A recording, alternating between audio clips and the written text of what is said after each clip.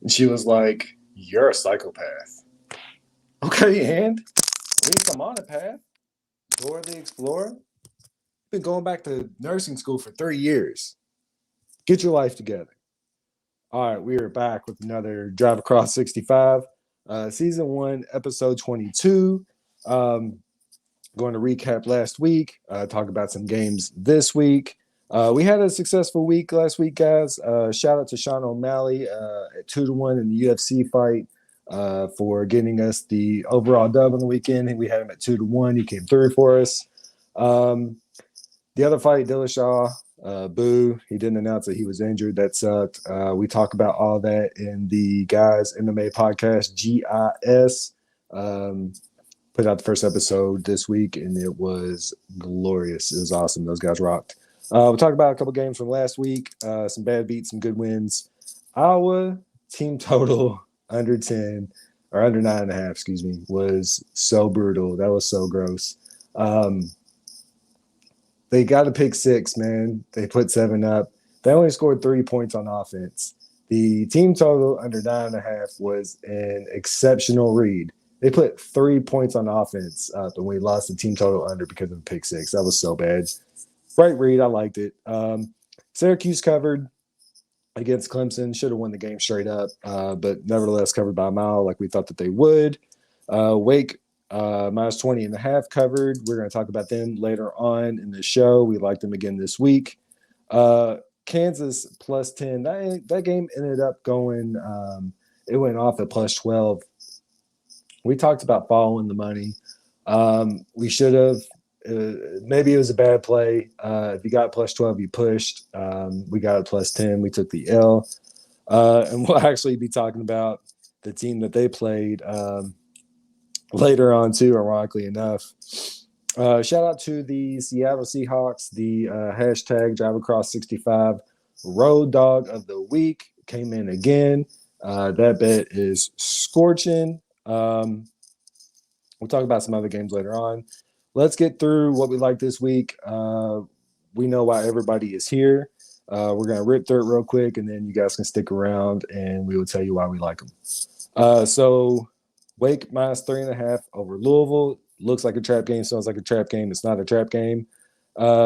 Texas A&M money line over Ole Miss.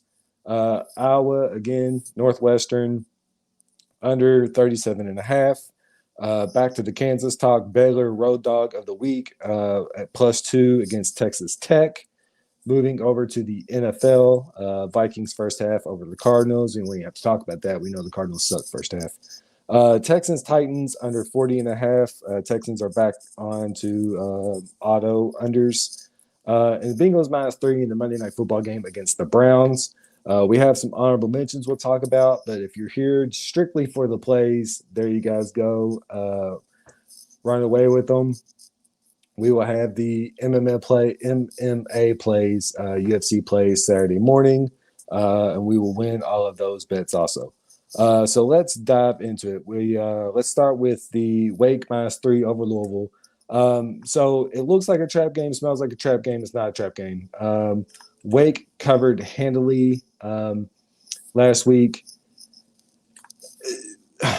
Satterfield's got this team moving in the right direction. We took the Twitter poll. Everybody is happy with him right now.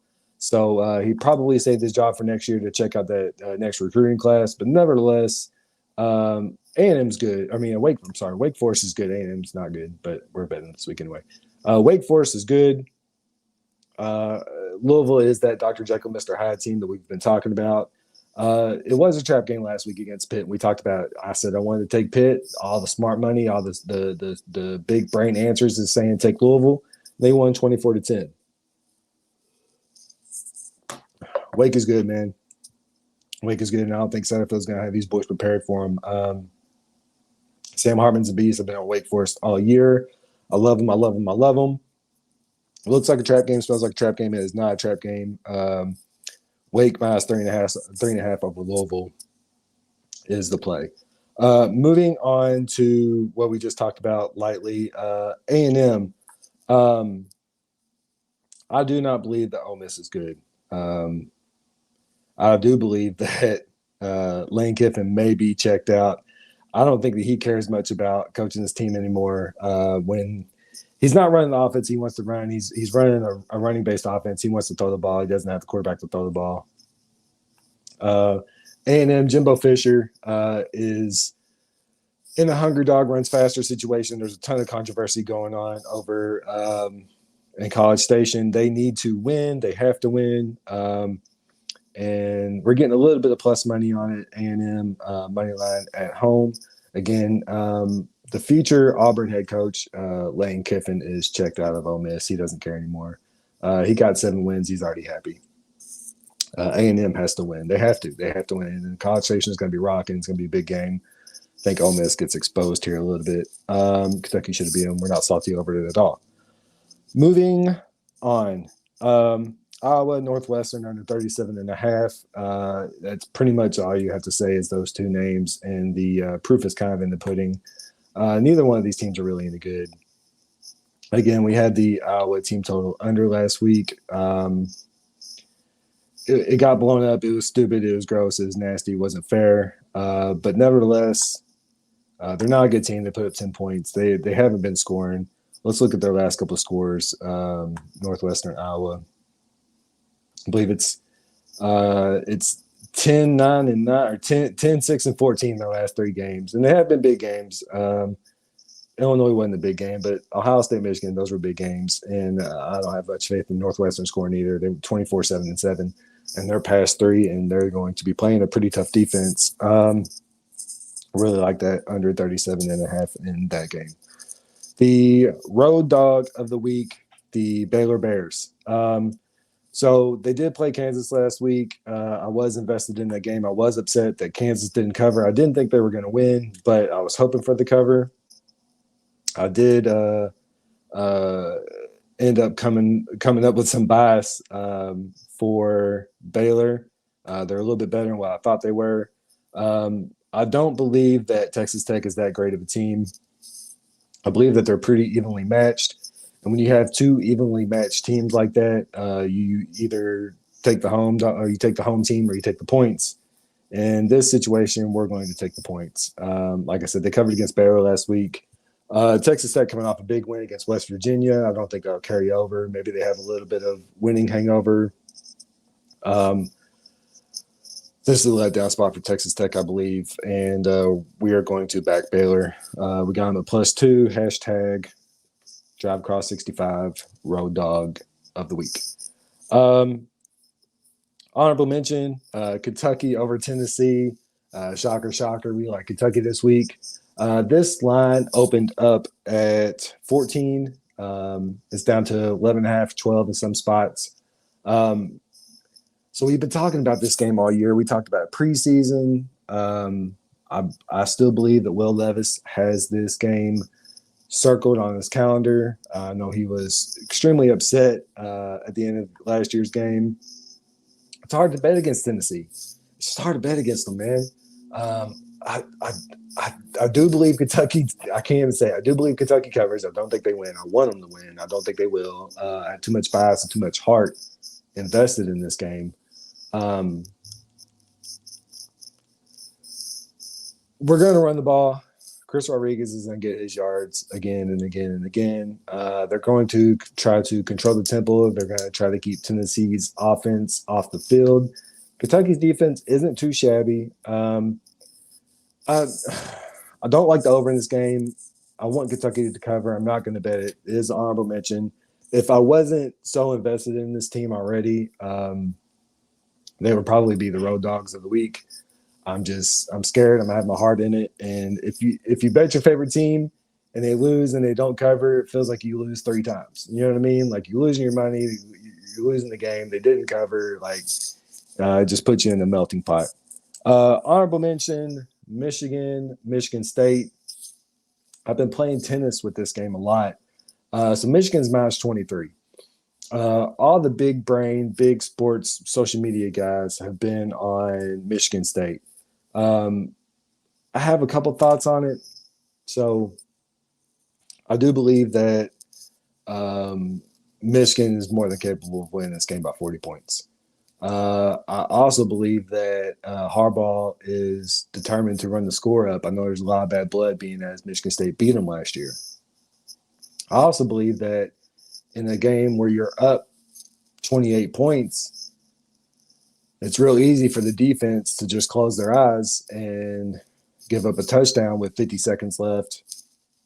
Michigan wins the game by 21, 24, whatever. It looks like, 44-20 is a big win. It still looks like a big win on paper, but they don't cover. You can still consider it a thumping. Michigan came out, did what they wanted to do, handled their mission, and Michigan State still covers. It's a weird spot. If gun to my head, I'm taking Michigan State in this spot, and I like Michigan to cover. It's weird. It's a really interesting situation. Honorable mention in the Michigan State game. Gonna have to lean with Sparty here. Don't love it. Moving on to the NFL. Vikings, Cardinals. Vikings are the favorite. I believe 3.5-point favorite. And we're going to take them first half. So Cardinals haven't been the sleeping first half Cardinals team as of late. But I still believe that they're more than capable of falling asleep at the wheel in the first half. I know the Vikings like to come out hot. They've come out hot in a lot of games and we're in some covers for us. Still winning, not mad. Still have that Super Bowl prop on them at plus 4,000. Shout out to that. So here's what's interesting. Okay, so we talk about how, especially in college, let's give an example of Michigan, where they're playing Hawaii, and the spread was 40, right, or 45 or whatever, but it was broken up into 10-point quarters, right? Michigan just has to cover maybe 14-point covers. Michigan just has to cover 14 points per quarter. So it's one of those situations where the sports book has to protect themselves and not give too big of a spread for Hawaii to cover while also not giving up too many points per quarter for Michigan to cover, right? So this is one of those situations where it went the other way in the Cardinals-Vikings game. The line's 3.5, but the first half line's 2.5, right? So they're nudging an inch. They're giving just a little bit, saying that we believe that the Vikings will come out hot, but not close the game out, which is kind of exactly where we're at with the two. Nevertheless, Vikings at home, minus 2.5 first half against the Cardinals. I love that spot. Again, I believe that the Cardinals are more than capable of coming out and falling asleep at the wheel. Hopkins is back. That's something to look for, man. That might be a game time decision as far as taking the over in that game. Texans, Titans. Need I say more? We had the Texans on the under was on AutoBet for a while. We're going to get back to that. Totals 40.5. It's in Houston, so we'll be inside. It won't be an element game. We'll have to worry about that. But I mean, you still got Lovie Smith punting from the 49-yard line on 4th and 2.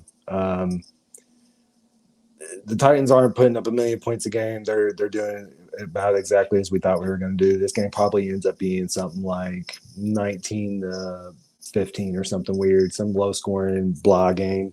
I believe the Titans are a 2.5-point favorite, so look for them to cover. I'm not going to. I want to bet the under, and I don't want to have to sweat out the Titans scoring and the Texans not scoring and having to middle myself there. I'd rather just take the under and hope that nobody scores.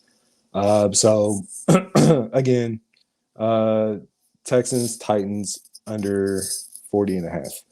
And then the Bengals in the Monday night game against the Browns, we are in a situation where I feel like Jacoby Brissett's kind of getting figured out again in the system that he's on in with the Browns. I know they have a home game, but here's what's interesting about Jacoby Brissett to me. He's been a backup. He's been a starter. He's been in a ton of different systems. There's plenty of tape on him, right? But he's never been a starter for the Browns with this coaching staff this year as he hasn't been the same player this year as he was in the past. I believe it's hard to scout him. You can get tons of knowledge from some of his history, but anytime the system changes, it gets a little difficult. I think teams are definitely figuring him out now. It seemed like the Browns came out hot They had a lot of hype around them for being a 2-5 team right now, 4-game losing streak. I think that's going to turn to a 5-game losing streak. It is in Cleveland, but I think the Bengals figured it out. I think their offensive line has come together now. I think they're all on the same page now. I think they've got it figured out. We did have them against the Falcons, or we had the Falcons against the Bengals last week, and the Bengals put up a million points. Falcons didn't cover. That sucked. But we're going to back them this week. Bengals at the Browns -3. Again, I think the Browns are kind of figured out, and I don't think that it's on autopilot for Jacoby Brissett anymore, waiting on Deshaun to come back. I think he's in a predicament where, again, teams are figuring him out and he has to win. I don't think he can do that. Honorable mention, I wanted to talk about the Lions. They're getting only 3.5 points against the Dolphins at home. I think that is a very, very strange line, a very weird game. I wanted them to score 1 million points. We finally got to back them as far as an over when they played the Cowboys last week. And they did not get there. And they haven't been getting there. They got toasted by the Patriots, toasted by Dallas. They've got 6 points total in the last 2 games. I've allowed 53 points. There's no reason why the Dolphins should be only a 3.5-point favorite in here, especially with Tua back. It's a weird line. It's a rat line. I don't like it. Lines and the points at home in this weird game plus 3.5. Honorable mention. I would take the Lions, gun to the head, but I don't love it. Not enough to invest in it. Just enough to talk about it. The other one I wanted to talk about, shocker, Raiders and the Saints. The Raiders are the favorite. I can't figure this one out neither. No idea who's going to be the starting quarterback this week for the Saints. They only have about 10 on their roster. Devontae Adams questionable. Waller's questionable. Landry's questionable. Marshawn Lattimore's questionable. It's not really a travel game. It's 1 o'clock game for the Raiders. I guess it is a travel game. 2 hours difference there, but it's inside. Mini travel game. Be a little early for the Raiders. I don't think that's going to be too much of a factor. They're going to be inside on turf. Also don't think that's going to be too much of a factor. I cannot figure out why Vegas is the favorite, -1.5 in this game. Again, the Saints are a team that had a lot of hype coming into the season. They're 2-5 right now. I guess you could say the same for the Raiders. They're 2-4, and I still believe in them. They just keep covering for me. I bet them. We bet them against Kansas City. They covered. Bet them against Houston. They covered. They just keep covering, but can't fire at them this week. Don't love them that much.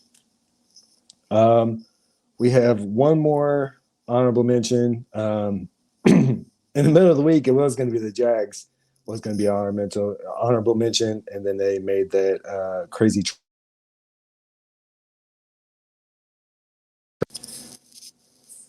So we were going to talk about them. We're not going to talk about them. Eagles, Steelers. Feels like such a big game for this line to be 11. You guys know how I feel about double-digit spreads, man. And the Eagles just keep covering. They just keep covering. Steelers are getting 11 home in Philly at 1 o'clock game. At some point, it's got to be a letdown spot for the Eagles. At some point, it has to be. And I want it to be this game. Again, double-digit spread is insane, but we can't bet it. Packers-Bills, that'll be a fun game. Bills are 11-point favorite. Packers suck this year, as we thought that they would. Vikings are going to win the North. Held to the Kings. Let's go. That wraps us up, guys. Hashtag DriveAcross65. Shout out to everybody for listening. We posted a winning week last week. Let's keep up that momentum. Let's do it again. Check out our other podcast. The guys that have been giving us winning picks, the guys, GIS, the Geese, MMA podcast. Like I said, they already come out hot. There's tons of content in it. They already got their views and subs up, man. People are interested. I'm digging them, man. They're doing well. That wraps us up. Appreciate you guys listening. Good luck, everybody.